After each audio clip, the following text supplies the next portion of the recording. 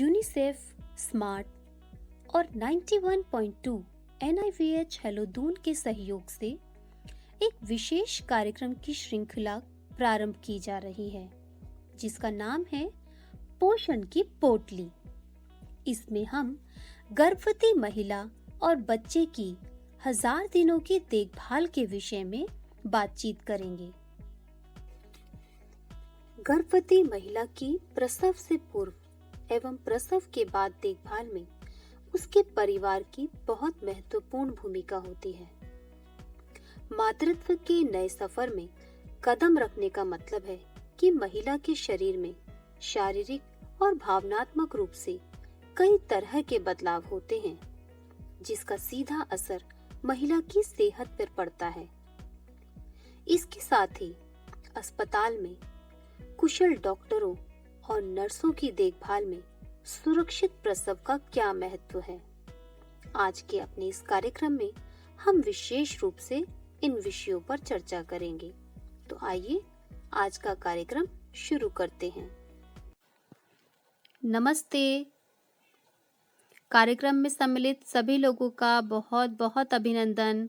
आप सभी कैसे हैं? हम आशा करते हैं कि हम सभी एकदम स्वस्थ होंगे। तो आज के हमारे इस पोषण की पोटली कार्यक्रम में आज हम जिस विषय पर चर्चा करने वाले हैं वह विषय है एक माँ और उसका नवजात शिशु। ये दोनों बहुत महत्वपूर्ण हैं। तो अपने इस कार्यक्रम में हमने पहले बात की थी कि एक गर्भवती महिला को अपने खान पान पर बहुत ध्यान देना चाहिए। हरी पत्तेदार सब्जियां, दूध, दही, सभी प्रकार की दालें, अनाज, चावल, ये सभी चीज़ें अपने भोजन में शामिल करना बहुत आवश्यक होता है। हाँ, ये आपने बिल्कुल सही कहा मैम। और आपके परिवार के सदस्यों का सपोर्ट, उनका सहयोग भी बहुत आवश्यक है। सरिता, क्या तुम्हारे परिवार ने तुम्हें सहयोग किया था? हाँ, मेरे परिवार ने मुझे बहुत सहयोग दिया। खाने पीने में, सब चीज़ों में मेरा बहुत ध्यान रखा। और रेखा, क्या आपके परिवार ने? हाँ, मेरी सास ने मुझे बहुत सारी बातें बताई, जिससे मेरी सारी समस्याएं दूर हुई और मेरी समझ बढ़ी। मेरी सास ने मुझे इतनी मदद करी, उन्हें बहुत बहुत धन्यवाद। उन्होंने पूरी बातें मुझे अच्छे से समझाई, जिसकी वजह से मैं गर्भधारण के दौरान अपना ध्यान रख पाई और उन्होंने भी हमारी बहुत मदद की। और प्रिया, आपके परिवार के सहयोग के बारे में आप क्या बताना चाहेंगी? हाँ, मेरी सासू माँ और मेरी माँ दोनों ने मुझे बहुत मदद करी। साथ में मैम, आपको याद है ना, आपने भी मुझे बहुत सारी बातें बताई थी। हाँ प्रिया, मुझे याद है, और तुमने उनका पालन भी किया था। ये बहुत ज़्यादा ज़रूरी है। जब हमारे परिवार के बड़े या हमारे रिश्तेदार या सगे संबंधी या हमारी बड़ी बहनें अपने अनुभव हमारे साथ साझा करते हैं, हमें सिखाते और समझाते हैं, तो ऐसे में गर्भधारण के दौरान हमारा स्वास्थ्य एकदम सही रहता है और प्रसव के बाद भी। क्या आप जानते हो कि भारत में इस पोषण की पोटली कार्यक्रम की शुरुआत क्यों की गई?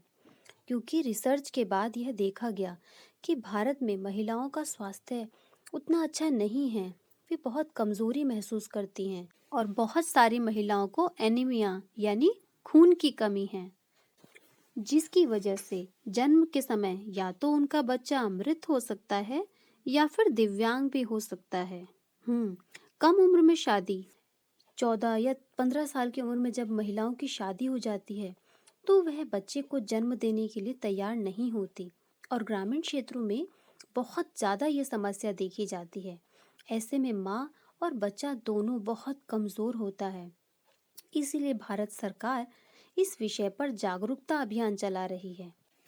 हम लोग शहरी क्षेत्र में रहते हैं, लेकिन ग्रामीण क्षेत्र में लोगों को इस बारे में इतनी जानकारी नहीं है।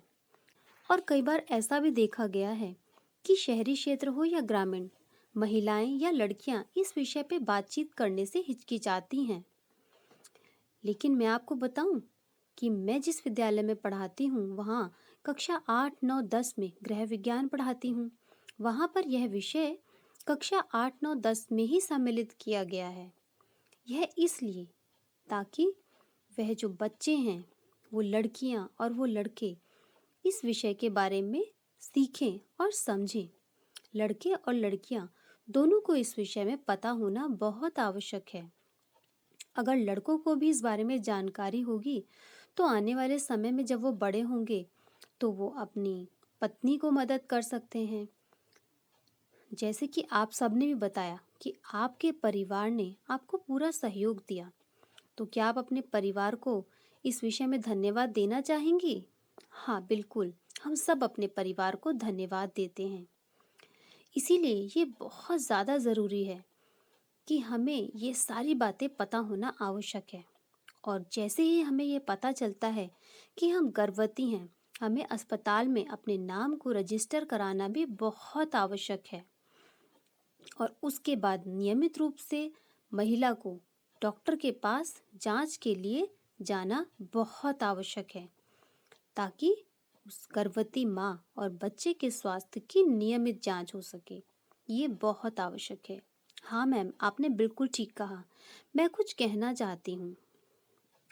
मैं ये पूछना चाहती हूँ कि जब हमारा प्रसव हो जाता है तो प्रसव के बाद मैंने देखा है कि कुछ महिलाएं बहुत मोटी हो जाती हैं और कुछ महिलाएं बहुत जल्दी पतली हो जाती हैं। ऐसा क्यों होता है? मैं इस बारे में समझ नहीं पाती हूँ। तो अब इतनी मोटी हो जाती हैं या फिर पतली हो जाती हैं, तो अब ये कैसे संभव है? इतनी जल्दी वो इतनी पतली हो जाती हैं, एकदम सुडौल शरीर, ऐसा कैसे हो जाता है? अच्छा, तो तुम ये जानना चाहती हो कि डिलीवरी के बाद पतले या मोटे होना ये सब कैसे हो जाता है? इसका क्या कारण है? देखो, सबसे ज़्यादा ज़रूरी क्या है कि कोई भी महिला, ठीक है, जब वो गर्भवती होती है तो मान लो उसके शरीर का वेट 50 किलो है, ठीक है ना?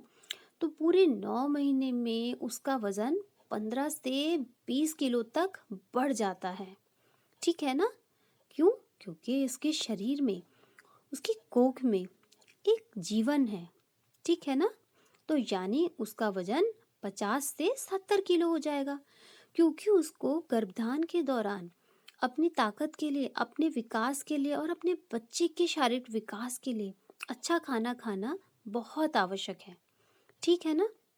और जब बच्चे का जन्म हो जाता है उसके बाद भी ये बहुत आवश्यक है कि जो भी बच्चे का जन्म हुआ, लड़का या लड़की, ठीक है ना, तो उसके बाद भी हमें अपने खान पान पे बहुत ध्यान देना है।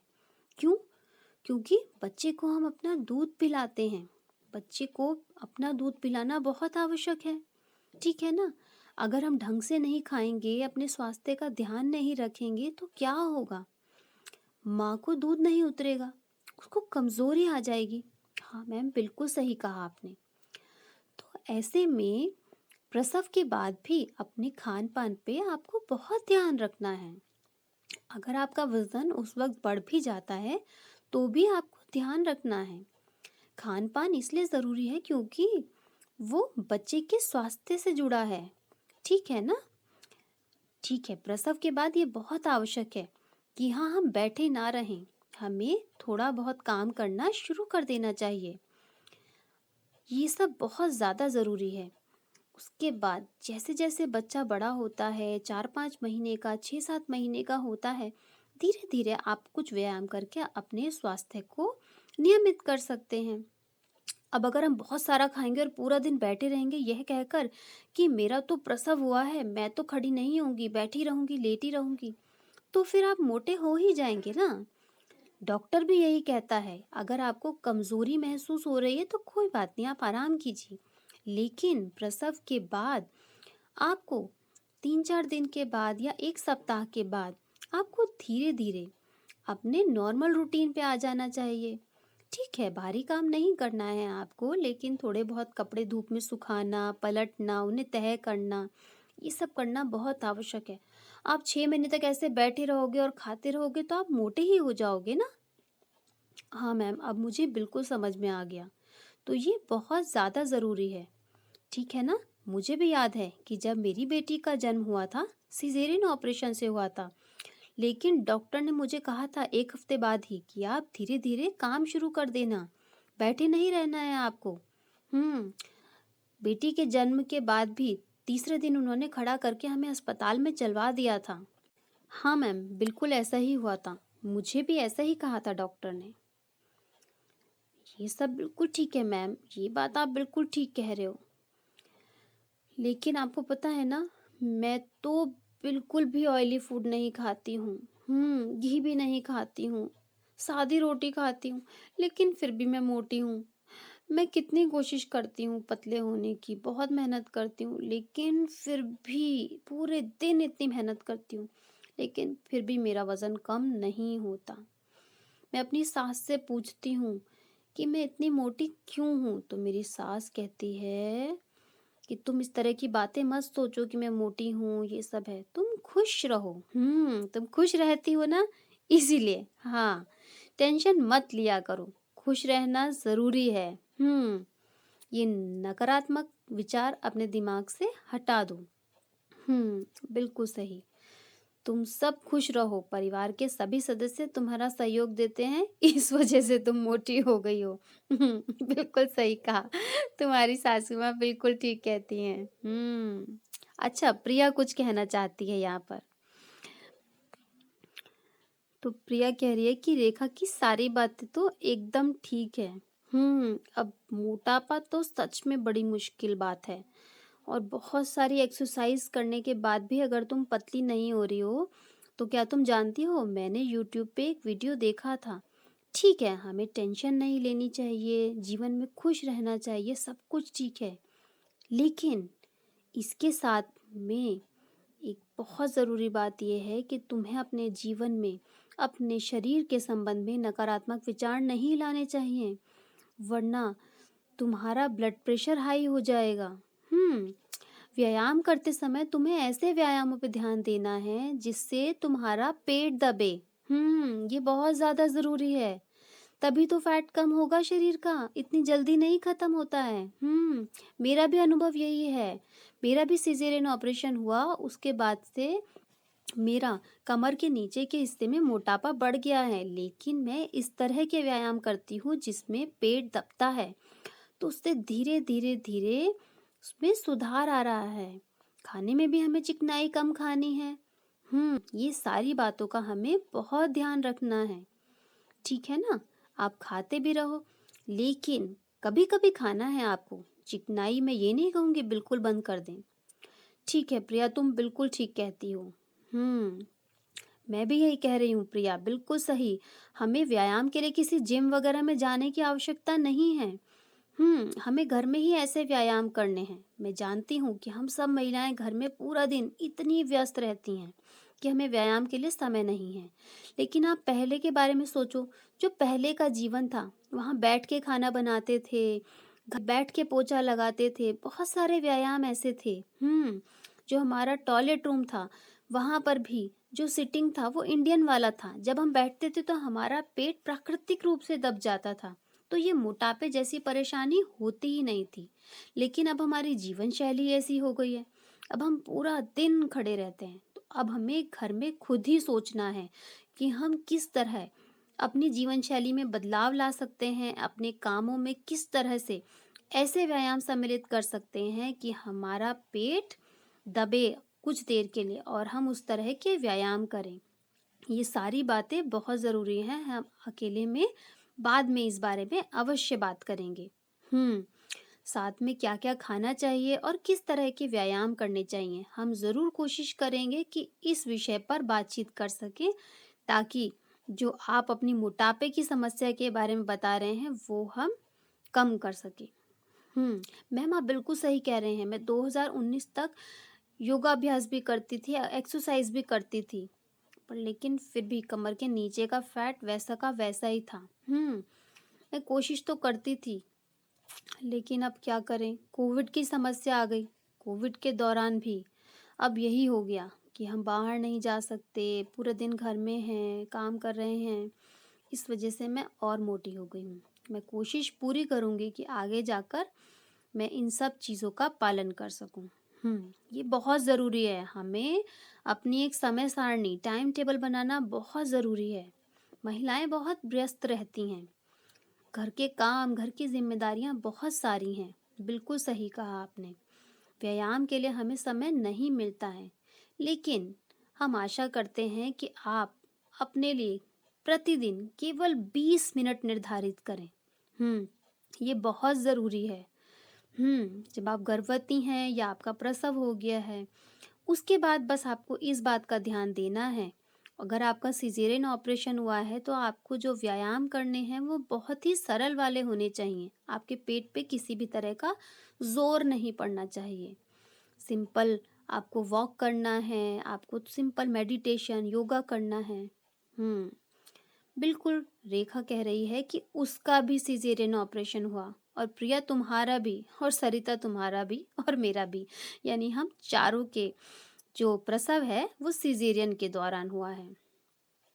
अच्छा, सरिता का कहना है कि प्रसव के दौरान वो बिल्कुल ठीक थी, लेकिन प्रसव के बाद उसे बाद में कमजोरी महसूस हुई। क्या कारण रहा होगा इसका? क्या मैंने खाना ठीक से नहीं खाया? हाँ, बिल्कुल सही कहा तुमने। हो सकता है तुमने अपने खान पान पे ध्यान ना दिया हो, जिसकी वजह से तुम्हें कमजोरी आई हो। हाँ, बिल्कुल सही कहा मैम आपने। बाद में मैं ठीक हो गई थी।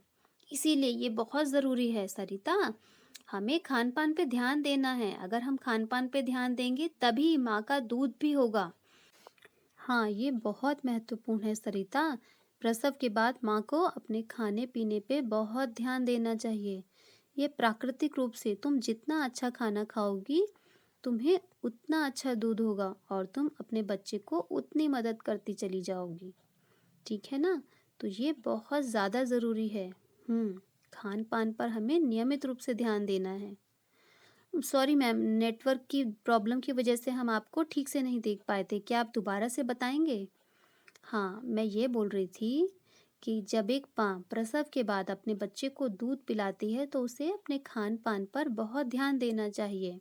दाल, चावल, रोटी, सब्जियाँ, सब कुछ अपने खान पान में शामिल अवश्य करना चाहिए। हरी पत्तेदार सब्जियाँ, ये सारी चीज़ें, सूप पीना है, हमें ये सारी चीज़ें बहुत ज़्यादा अपने भोजन में शामिल करनी है, ताकि माँ को प्राकृतिक रूप से अच्छा दूध हो सके। क्या हमें मूंगफलियाँ भी खानी चाहिए सर्दियों में? हाँ, बिल्कुल, हमें नट्स, ये सारी चीज़ें, हमें सूखे मेवे, ये सारी चीज़ें बहुत फ़ायदेमंद होती हैं। बिल्कुल सही कहा तुमने। ये सारे नट्स, सूखे मेवे, ये सारी चीज़ें जो हैं, ये सब अपने भोजन में शामिल करना बहुत आवश्यक है। तभी हर माँ अपने बच्चे को अपना दूध पिला सकेगी और उसकी हड्डियाँ मजबूत बनेंगी और उसका विकास अच्छे से होगा। ठीक है, तो अच्छा एक बात बताओ, तुम सबका प्रसव अस्पताल में हुआ है ना? सरकारी या प्राइवेट? हाँ, किसी भी अस्पताल में, लेकिन अस्पताल में हुआ। ये बहुत ज़्यादा आवश्यक है। आपको याद है पहले के ज़माने में जब बच्चा हुआ करता था तो वह घर में होता था। तो दो तरह की डिलीवरी होती है, नॉर्मल या फिर ऑपरेशन से। मैम, मैं आपको एक बात बताना चाहती हूँ। जब मेरे बेटे का जन्म होने वाला था, उससे पहले एकदम ठीक थी। 9 महीने तक मैंने पूरा काम किया, मैं एकदम स्वस्थ थी। लेकिन डिलीवरी के समय अचानक से मेरा जो ब्लड प्रेशर है वो बढ़ गया। 120 ब्लड प्रेशर नॉर्मल होता है, लेकिन मेरा ब्लड प्रेशर 130, 135 बढ़ता चला जा रहा था। तो डॉक्टर ने कहा कि तुम्हें सिजेरियन ऑपरेशन के द्वारा प्रसव होगा। तो फिर कोई बात नहीं, हमें तो अपना बच्चा सुरक्षित चाहिए था, इसलिए हमने ऑपरेशन के द्वारा प्रसव के लिए हामी भर दी। प्रिया, तुम अपना अनुभव बताओगी? मैं भी 9 महीने तक एकदम ठीक थी। मेरे बच्चे का विकास एकदम ठीक हो रहा था। लेकिन आपको जैसा पता है कि जन्म के समय बच्चा अपनी करवट बदलता रहता है, मुझे प्राकृतिक रूप से प्रसव पीड़ा भी होने लगी।